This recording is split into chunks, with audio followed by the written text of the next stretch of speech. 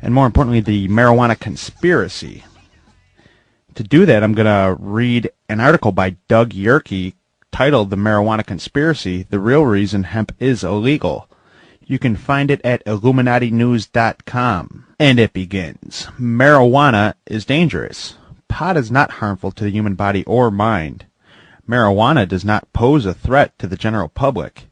Marijuana is very much a danger to the oil companies, alcohol, tobacco industries, and a large number of chemical corporations.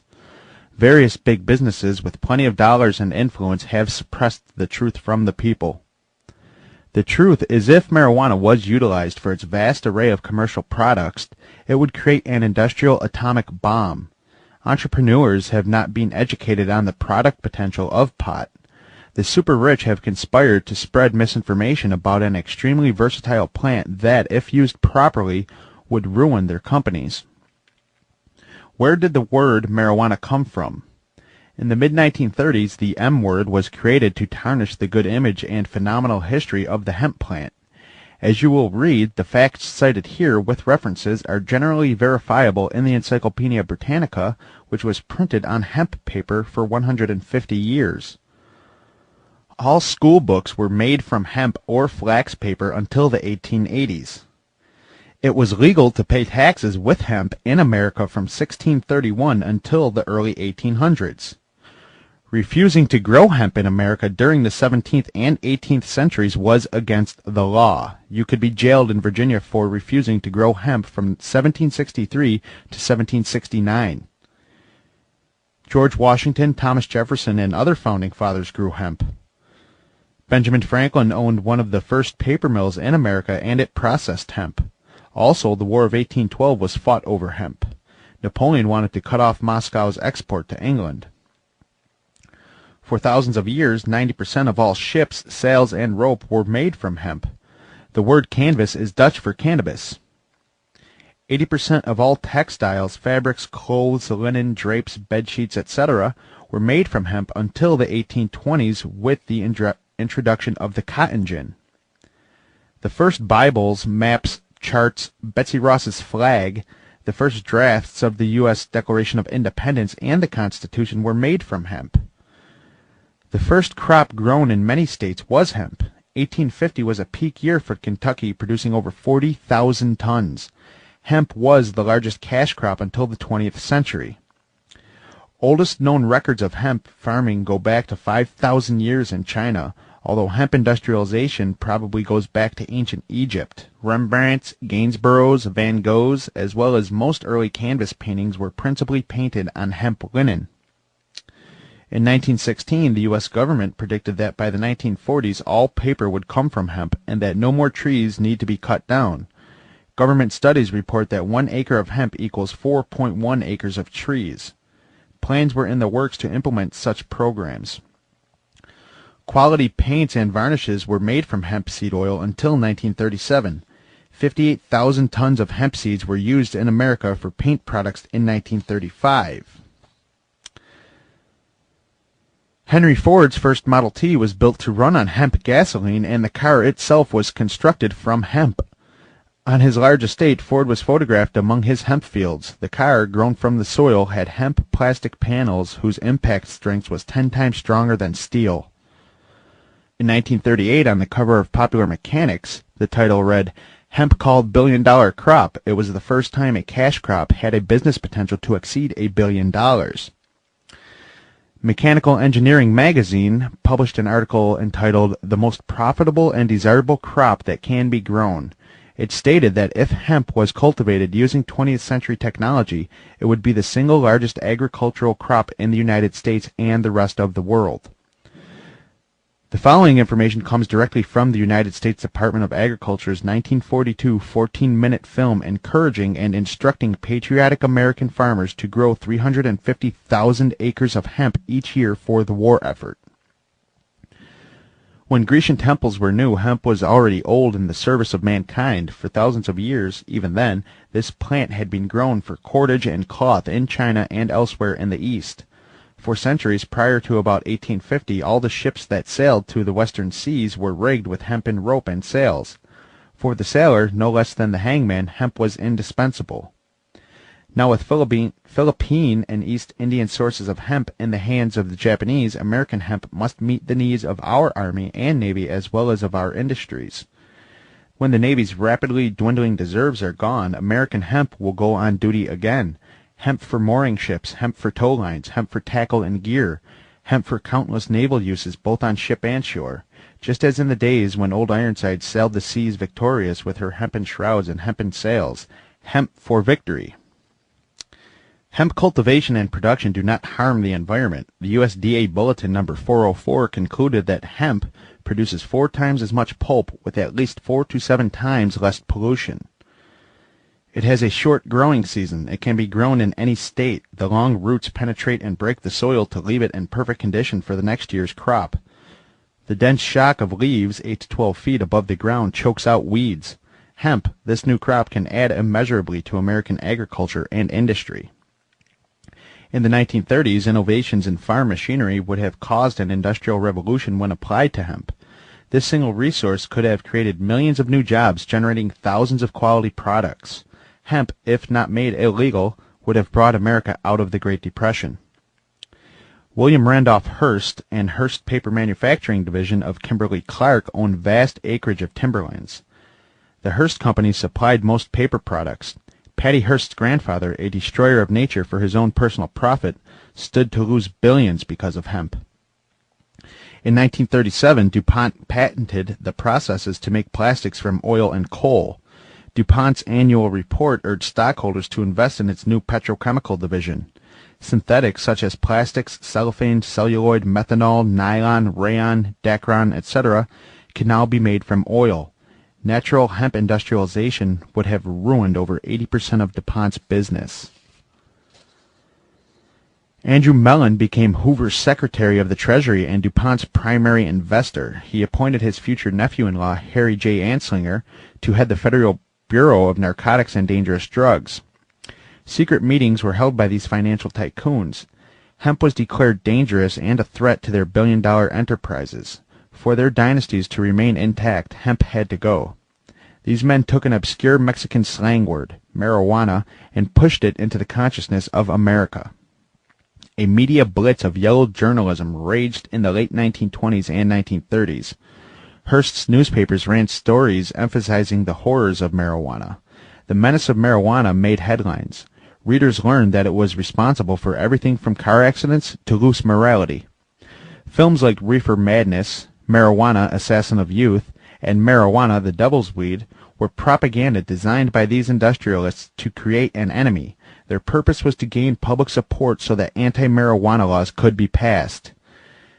Examining the following quotes from The Burning Question, also known as Reefer Madness.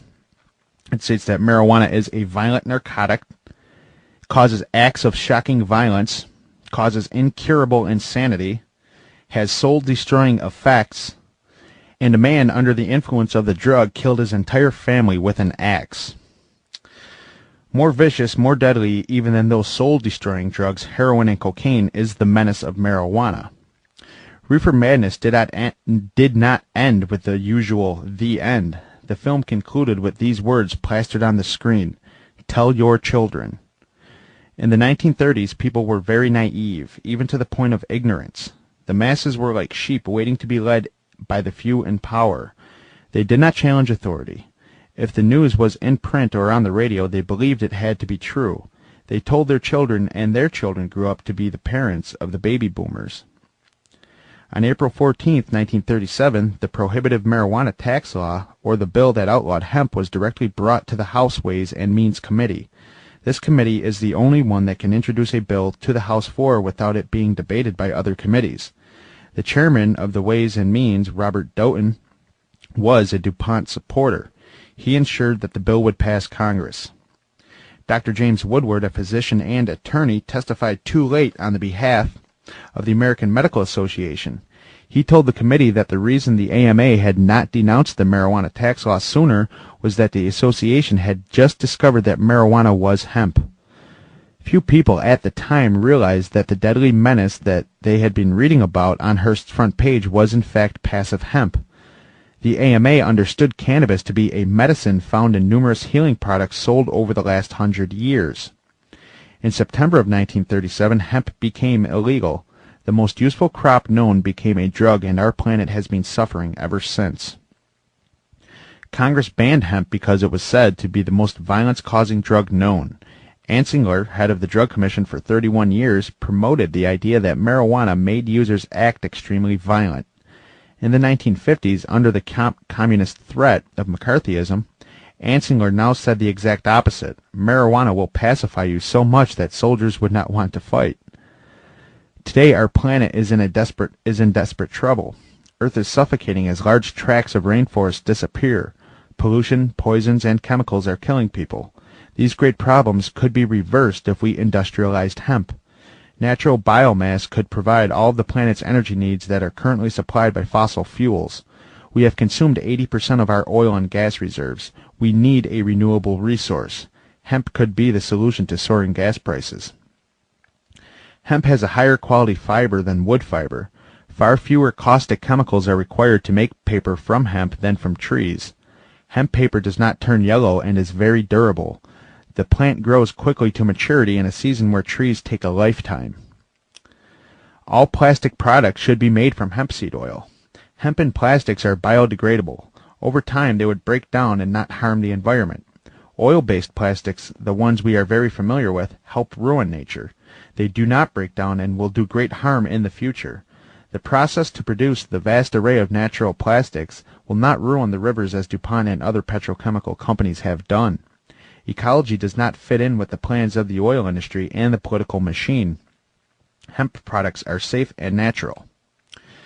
Medicine should be made from hemp. We should go back to the days when the AMA supported cannabis cures. Medical marijuana is given out legally to only a handful of people, while the rest of us are forced into a system that relies on chemicals. Pot is only healthy for the human body. World hunger could end. A large variety of food products can be generated from hemp. The seeds contain one of the highest sources of protein in nature. Also, they have 2 essential fatty acids that clean your body of cholesterol. These essential fatty acids are not found anywhere else in nature. Consuming pot seeds is the best thing you could do for your body. Eat uncooked hemp seeds. Clothes should be made from hemp. Hemp clothing is extremely strong and durable over time. You could hand clothing made from pot down to your grandchildren. Today there are American companies that make hemp clothing, usually about 50% hemp. Hemp fabric should be everywhere. Instead, they are almost underground. Superior hemp products are not allowed to advertise on fascist television. Kentucky, once the top hemp-producing state, made it illegal to wear hemp clothing.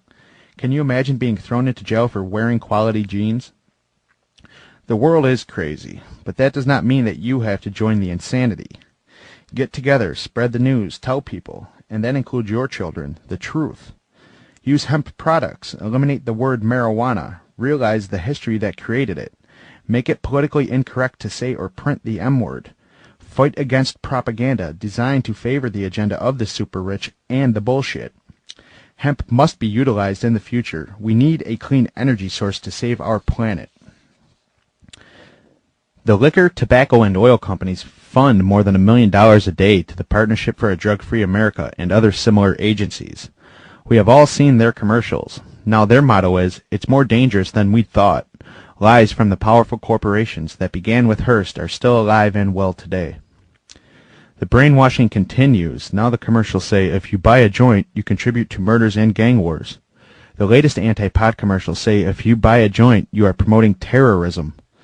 The new enemy has paved the road to brainwash you any way they see fit. There is only one enemy. The friendly people you pay your taxes to. The war makers and nature destroyers. With your funding, they are killing the world right in front of your eyes. 500,000 deaths each year are caused by tobacco. 500,000 deaths each year are caused by alcohol. No one has ever died from smoking pot. In the entire history of the human race, not one death can be attributed to cannabis. Our society has outlawed grass but condones the use of the killers, tobacco, and alcohol. Hemp should be declassified and placed in drugstores to relieve stress. Hardening and constriction of the arteries are bad, but hemp usage actually enlarges the arteries, which is a healthy condition. We have been so conditioned to think that smoking is harmful. That is not the case for passive pot.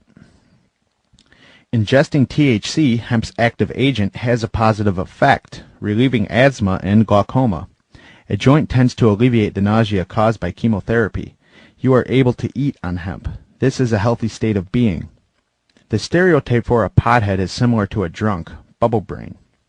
Yet the truth is one's creative abilities can be enhanced under its influence.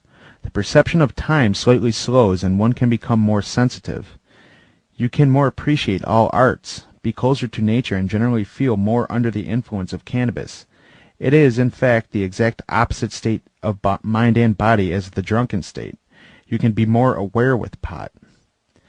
The pot plant is an alien plant. There is physical evidence that cannabis is not like any other plant on this planet.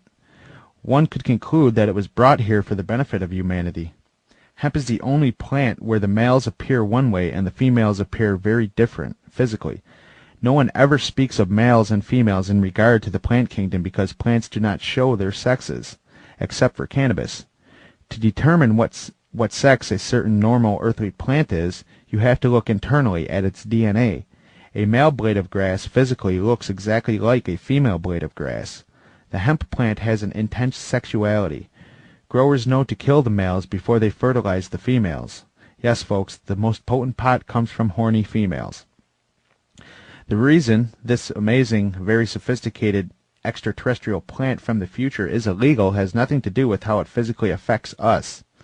Pot is illegal because billionaires want to remain billionaires. P.S. I think the word drug should not be used as an umbrella word that covers all chemical agents. Drugs have come to be known as something bad. Are you aware there are legal drugstores? Yep, in every city. Unbelievable. Each so-called drugstore should be considered individually. Cannabis is a medicine and not a drug. We should dare to speak the truth, no matter what the law is.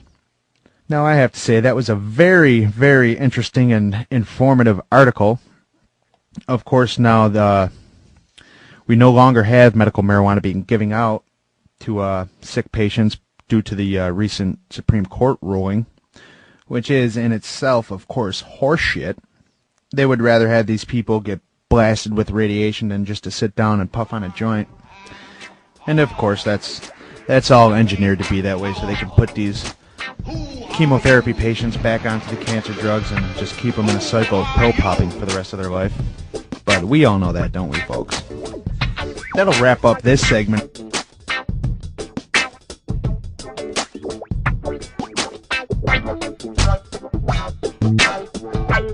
Nuclear power plant.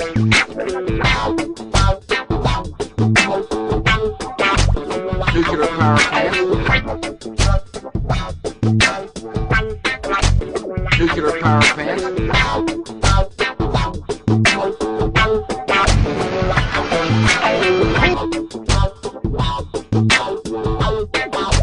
It's kind of one of those exaggerations. Nuclear power plant. Nuclear ambitions.